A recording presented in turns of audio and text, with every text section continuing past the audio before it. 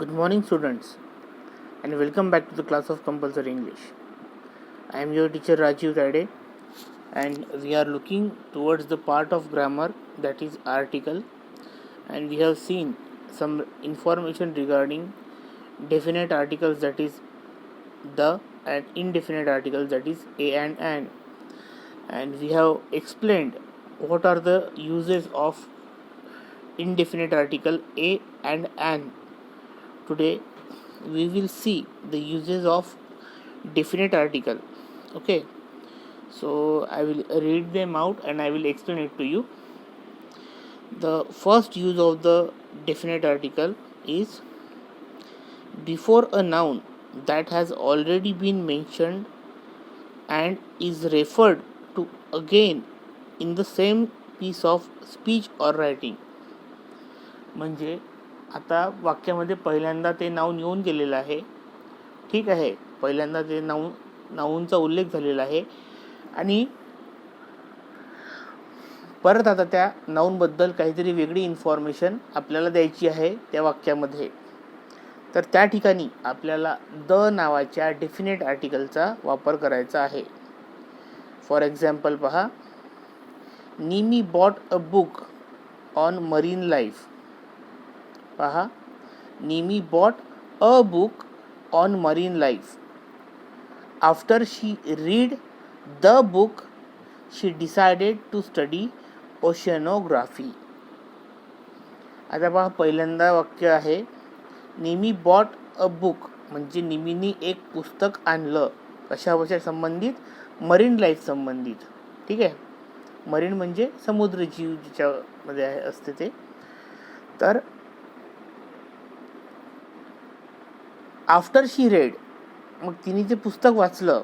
After she read the book, the म्हणजे तिने विकत आणलेलं पुस्तक. आता या ठिकाणी आपल्याला पर्टिक्युलर पुस्तक, आता कोणतं आणलं होतं पहिल्यांदा ते आपल्याला माहीत नव्हतं म्हणून अ बुक म्हटलं आपण, परंतु दुसऱ्या वाक्यामध्ये आपल्याला त्या बुकचा रेफरन्स पहिल्या वाक्यामध्ये मिळालेला आहे. म्हणून आता आपल्याला ते जे पुस्तक तिने विकत आणलं तेच वाचलं या हिशोबासाठी आपल्याला त्या ठिकाणी द हे आर्टिकल त्या ठिकाणी बुकच्या समोर आपल्याला लिहावं लागतं. शी decided to study oceanography.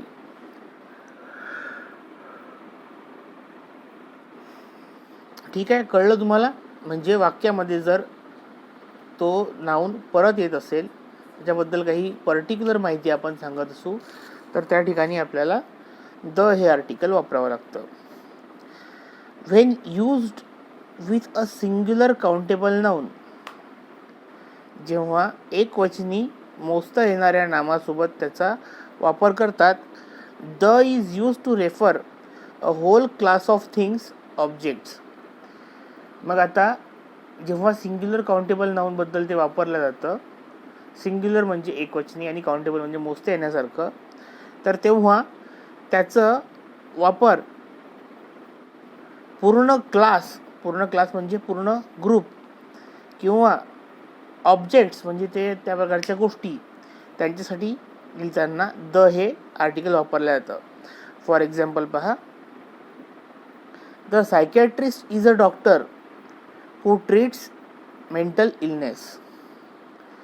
The psychiatrist is a doctor who treats mental illness. आता बघा, या ठिकाणी आपल्याला द सायकॅट्रिस्ट म्हटलेला आहे, म्हणजे असा तो जो डॉक्टर असतो, म्हणजे आता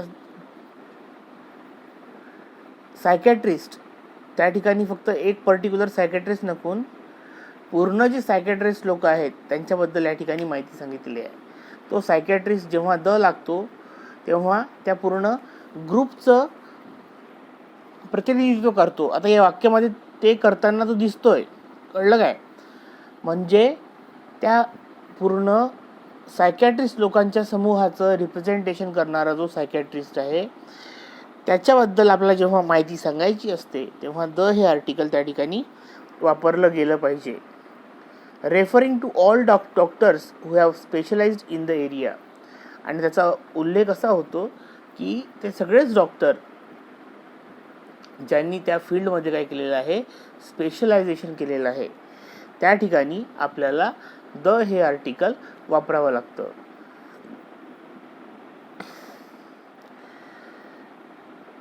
नंतरचा पाहूया आपण नियम. when used to refer to a noun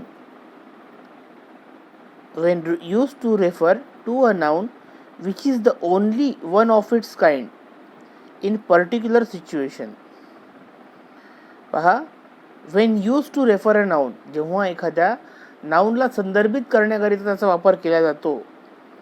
the only one of its kind, आणि ते कसं आहे, कशा प्रकारचं नाउन आहे, ते एकमेवा द्वितीय आहे, युनिक आहे, त्याच्यासारखं ते एकमेव आहे. त्याचा उल्लेख करताना त्या पर्टिक्युलर सिच्युएशनमध्ये आपल्याला दचा वापर करावा लागतो. पहा example. I would like to speak to an employee here. I would like to speak to an employee here. When there are many employees, जेव्हा खूप सारे एम्प्लॉईज आहेत आणि त्याला म्हणायचं आहे की मला एखाद्या एम्प्लॉईशी बोलायचं आहे, तर तेव्हा तो काय म्हणेल, I would like to speak to an employee. An employee म्हटलेलं आहे, एखाद्या एम्प्लॉईशी बोलायचं आहे. But I would like to speak to the person in charge here. कळलं तुम्हाला काय म्हणायचं आहे? तर म्हणजे आता त्या फर्ममध्ये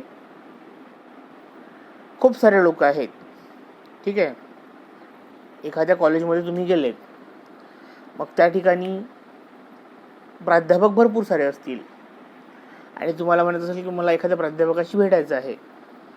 मग I would like to meet a professor in college, म्हणजे मला एखाद्या प्राध्यापकाला या कॉलेजमधल्या भेटायचं आहे किंवा त्यांच्याशी बोलायचं आहे. परंतु जर तुम्हाला प्रिन्सिपलशी बोलायचं आहे, तर त्या ठिकाणी तुम्हाला I would like to speak to the principal. कळलं काय? म्हणजे त्या ठिकाणी प्राचार्य कॉलेजला कशी असते, एकच असते, एकच व्यक्ती असते. त्यामुळे त्या ठिकाणी तुम्हाला द या आर्टिकलचा वापर त्या ठिकाणी करावा लागेल. आता या उदाहरण दिलेल्या वाक्यामध्ये कंपनीमध्ये खूप सारे एम्प्लॉईज आहेत, त्यामुळे त्यांनी ॲन एम्प्लॉई, कुठल्याही एखाद्या एम्प्लॉईसाठी.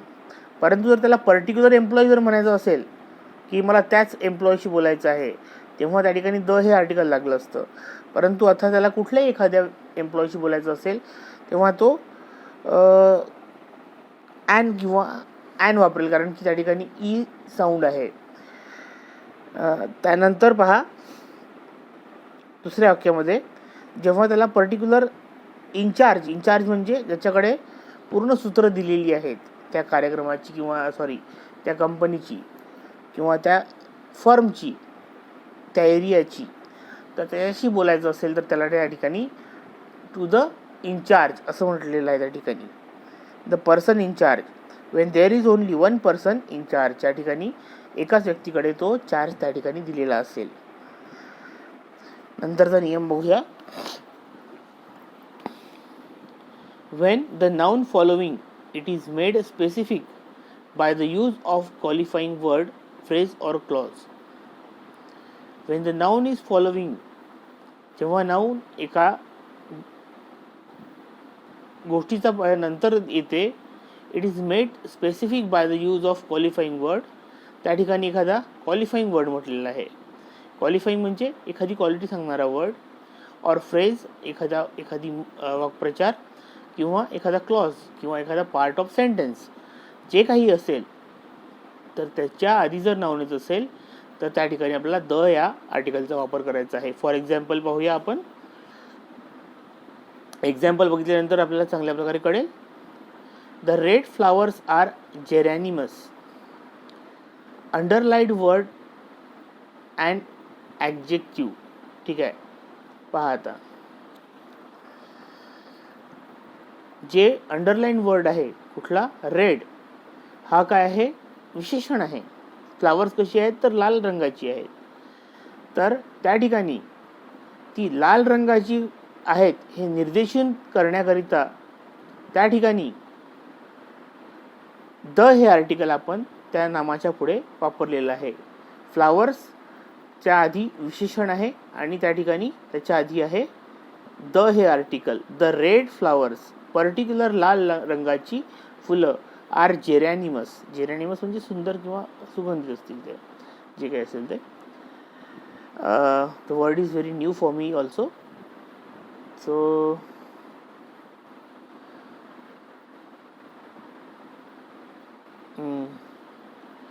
The flowers in the vase are geraniums. आता पहा या ठिकाणी the flowers in the vase are geraniums. Underline words are and adjectival phrase.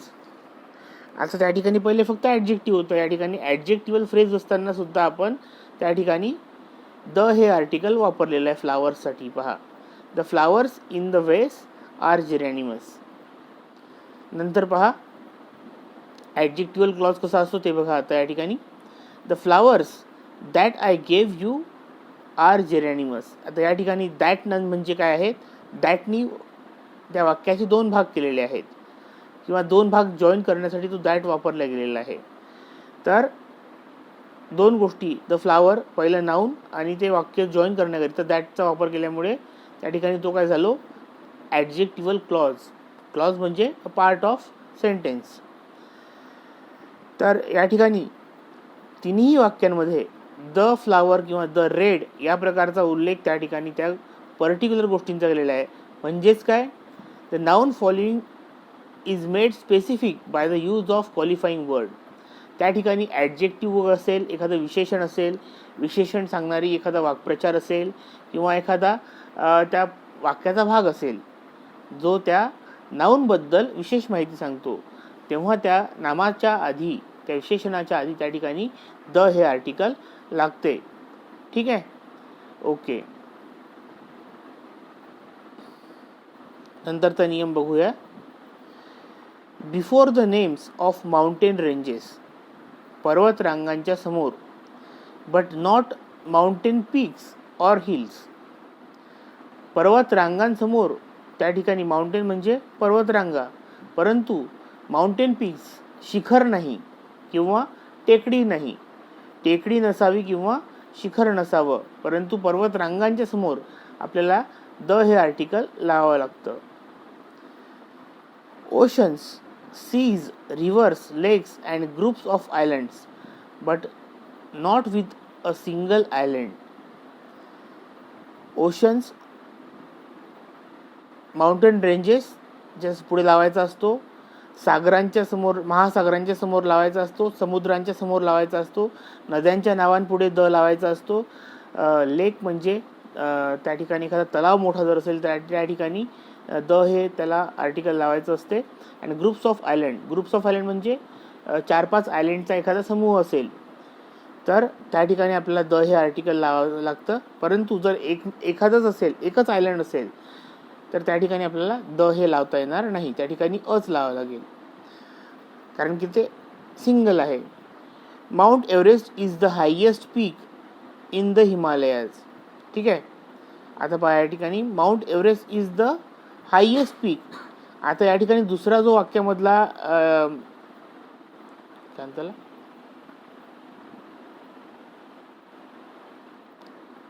जो त्याला स्पेसिफिक वर्ड आहे,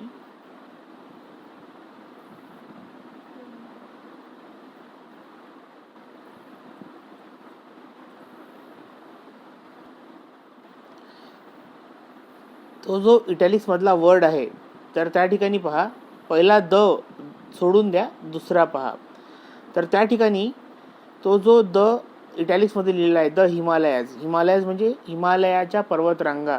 ठीक आहे, तर त्या ठिकाणी तो जो द आहे त्याबद्दल बोलतोय. आता त्या सुरुवातीला जो आलेला आहे तर हायेस्टच्या आधीचा द, त्या ठिकाणी सुपरलेटिव्ह डिग्री आहे म्हणून त्या ठिकाणी तो द वापरला गेलेला आहे.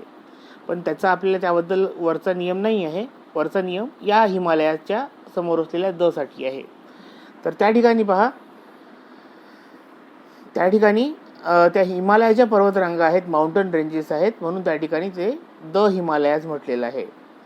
द अंदमान अँड निकोबार, आता हे ग्रुप ऑफ आयलँड्स आहेत. अंदमान आणि निकोबार काय आहेत, group of islands. Group of island म्हणजे बेटांचा समूह आहे. And Sri Lanka are both close to India. The Andaman and Nicobar and Sri Lanka are close to India. तर अंदमान हे काय आहे, द्वीपांचा समूह, निकोबार आणि श्रीलंका नाही आहे, त्यामुळे त्या ठिकाणी आर्टिकल वापरलेलं नाही. We flew over the Pacific Ocean, नंतर पहा पॅसिफिक ओशनचा उल्लेख केलेला आहे म्हणून त्या ठिकाणी द हे आर्टिकल त्या ठिकाणी वापरलेलं आहे. तर परत एकदा बघा, पर्वतरांगांसमोर, महासागरांसमोर, समुद्रांसमोर, नद्यांसमोर, तलावांसमोर आणि जे बेटांचा समूह आहे, बेटांचा समूह म्हणजे आयलँड्सचा ग्रुप, तर त्यांच्यासमोर आपल्याला द हे आर्टिकल लावावं लागतं. ठीक आहे. So this is enough for today. The remaining rules will be seen in the next lecture. I will explain them to you, and if you have any problem regarding today's rules regarding articles, then you can contact me. Okay then, goodbye, see you.